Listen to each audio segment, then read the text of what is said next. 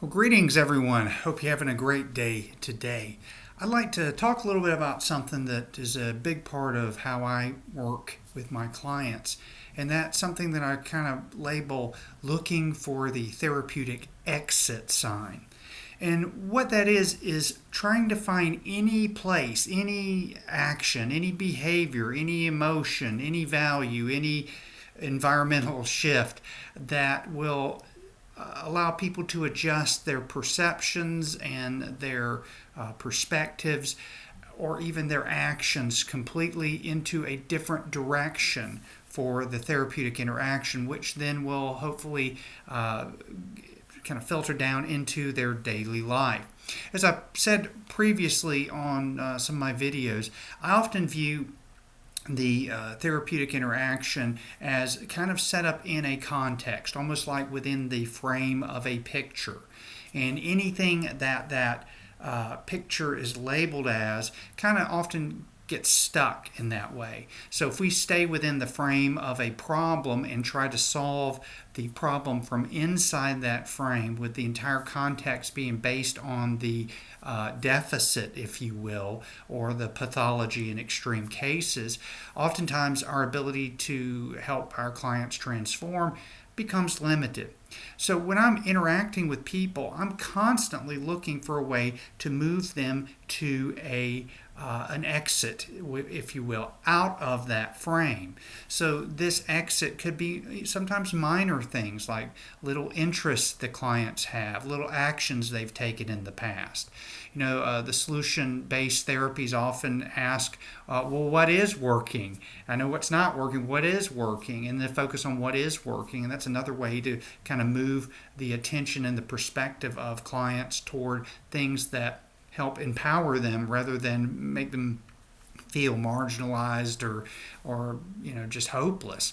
So when I'm interacting with people, I'm always thinking about a detour, if you will, from the problem. What might not seem as a topic that's related to the problem may indeed be a way to get them out of problem thought, out of problem talk, out of problem action, because all of that then becomes solidified with the problem, and then sometimes the therapist can feel stuck as well. So an example would be recently I was working with a lady who had quite a bit of depression and a lot of family dynamics stress. And just in passing, she told me that she used to like to go to the park and just kind of walk around. They had a little track there. And I asked her, what is it that she liked about that? Because I'm hearing an exit out of her problem. And she said, well, she felt better after moving, and sometimes she'd see people and speak to them, and has struck up conversations with different people that she's met. So I'm hearing an exit.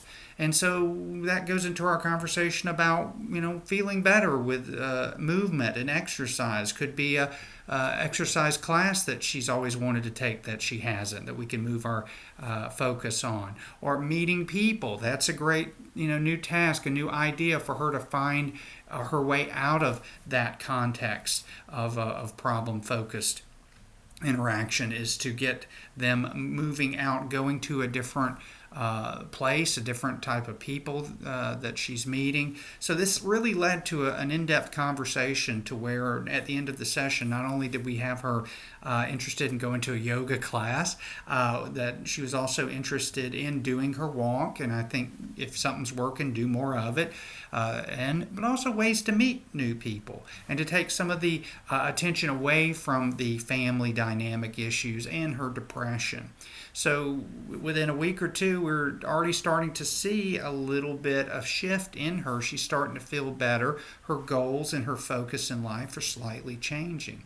If we'd stayed inside that problem talk, we'd have more problem talk. And, well, what's different this week with the problem? Well, it's a little better, but still the problem's there, So it's a way to kind of get out of that, to where the focus now ceases to be about the problem.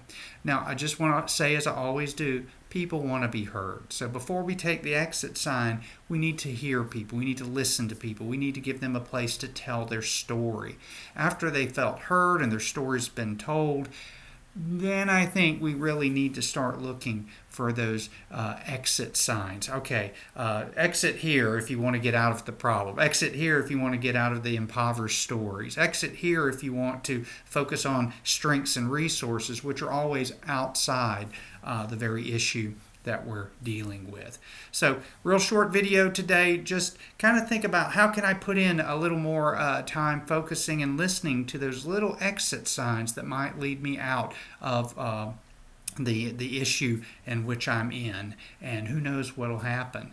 And having the courage to follow those. And if it doesn't work, then keep listening. There's always something that'll pop up eventually that'll say exit here.